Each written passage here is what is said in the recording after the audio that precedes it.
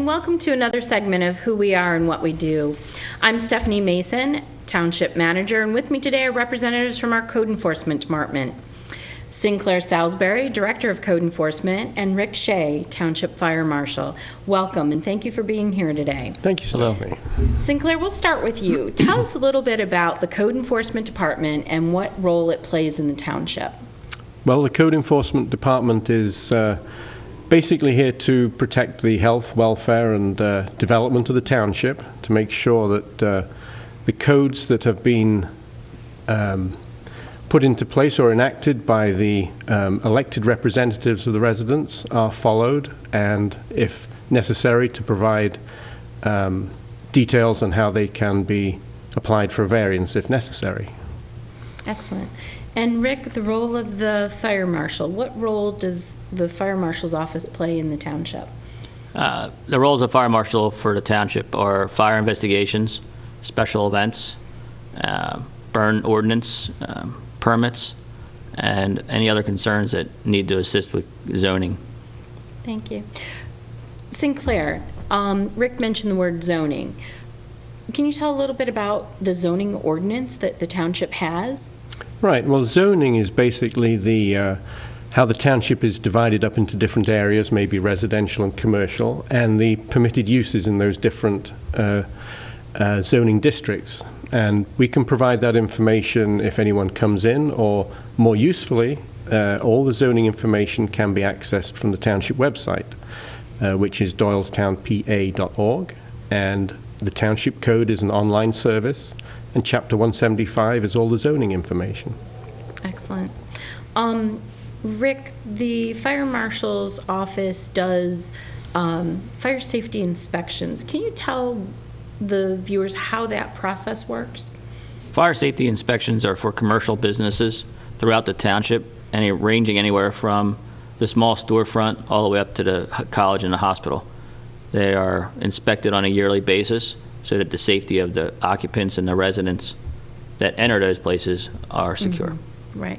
And you have quite a bit of training that you've received that helps you administer those regulations, correct? Yeah, the training is there to assist in the information so that every inspection is thorough and complete. Great.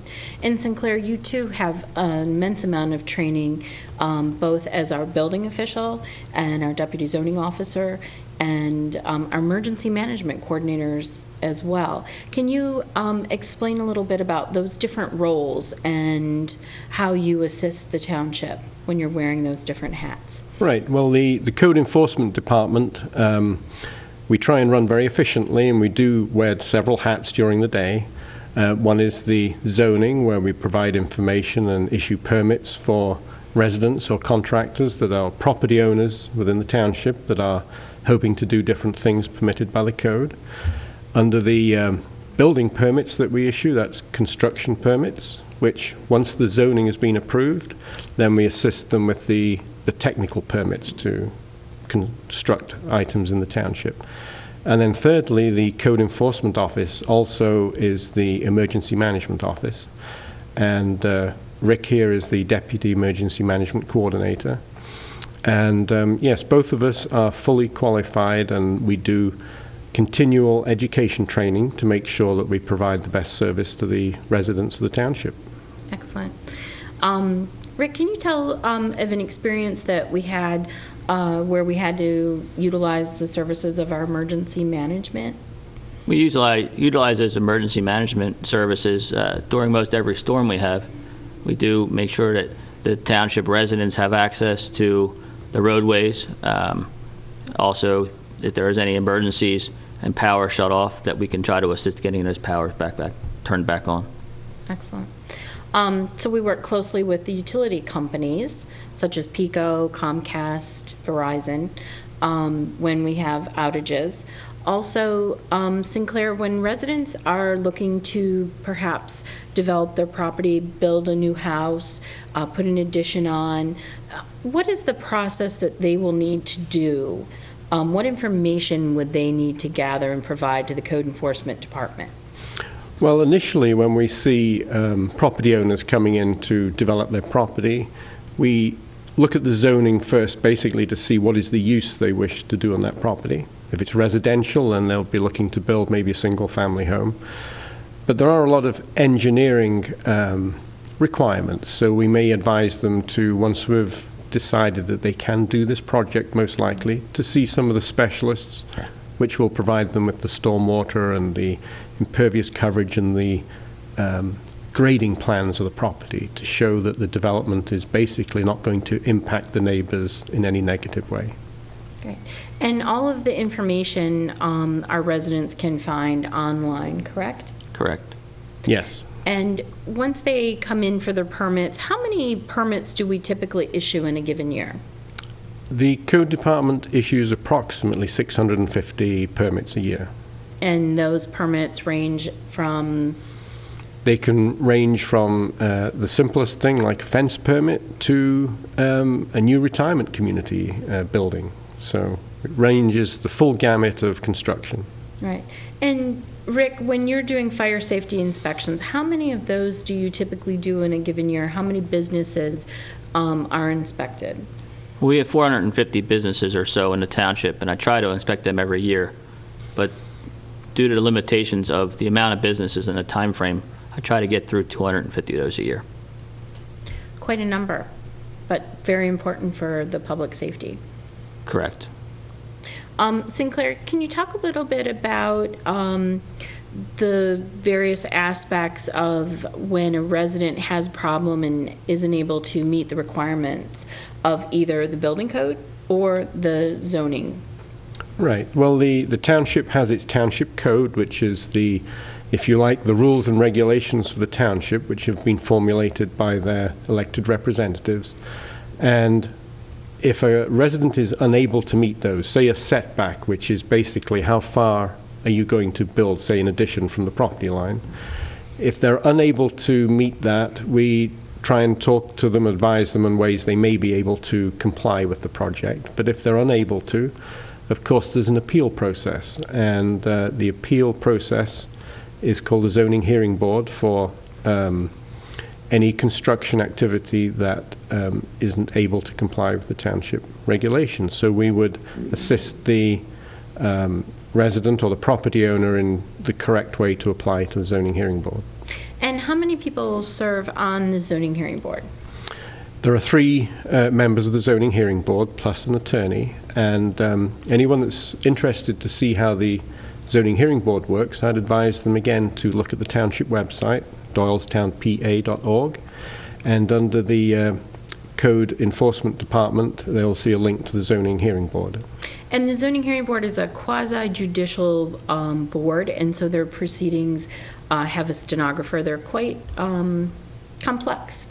Yes. They're run under the direction of an attorney, so they're run in a very uniform and understandable way that's compliant with the state regulations. Okay. And it's a very open and public process, public meetings for anybody to attend.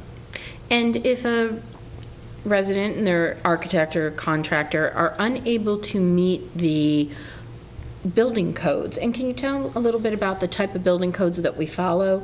And if they're unable to meet a code, is there an opportunity for them to seek assistance in appealing? Yes. The whole of Pennsylvania has a regulation called the Pennsylvania Uniform Construction Code, which references what actual building codes we use. And at the moment, they are the ICC 2009 codes, with some 2012 sections used for commercial building.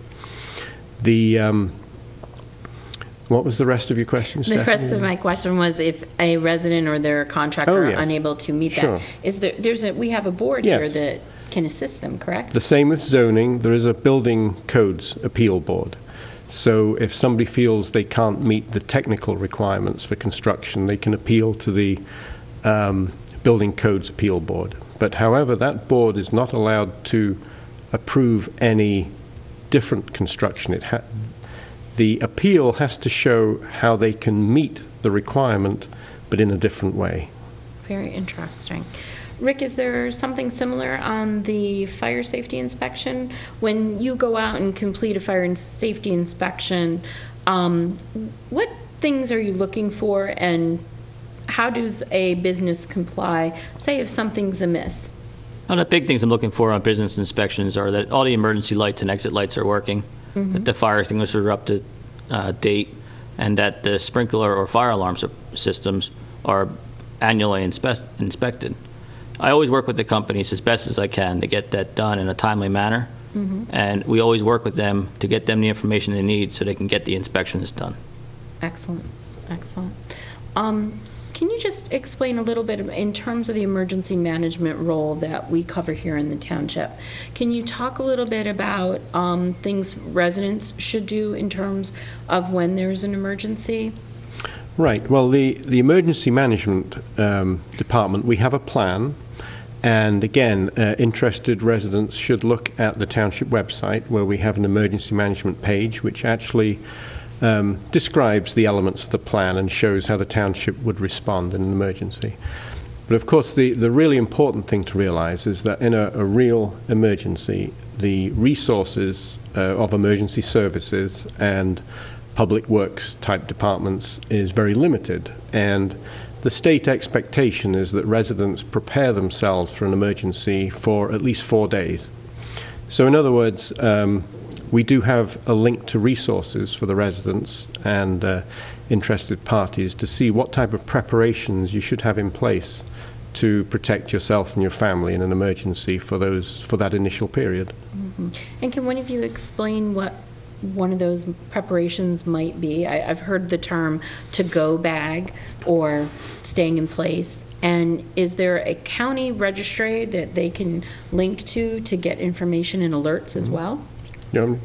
Yes, we do have a link on our website to Ready Bucks, which is the emergency management resource in Bucks County.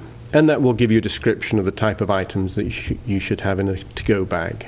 Basically, everyone should have a bag that they could just grab and take in an emergency, and it may have such things as their house deed, photocopy of your deeds for the house, insurance information, photocopies of driver's license, passports, these type of emergency things which you may need to identify yourself or to identify your property later on. Excellent. Any suggestions you might have, Rick, for people if they have to shelter in place? Shelter in place is just having those abilities to have food or items there to keep you in your house instead of having to try to go out to an outside resource.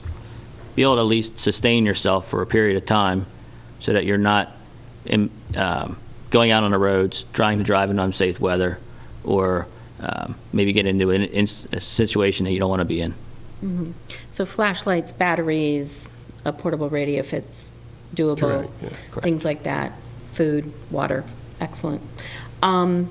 Gentlemen, is there anything else you'd like to share about your code enforcement department from a fire safety standpoint or from a general codes with our viewers?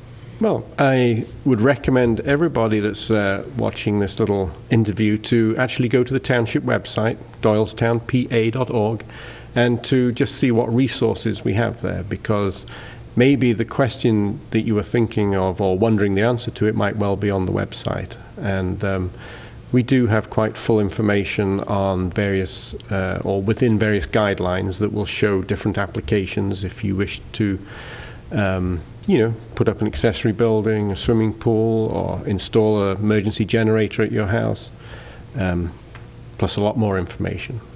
Great. So again, that's doylestownpa.org for information on our code enforcement department. Again, thank you for tuning in to another section of who we are and what we do, our code enforcement department. Thank you, gentlemen. Thank you, Steph.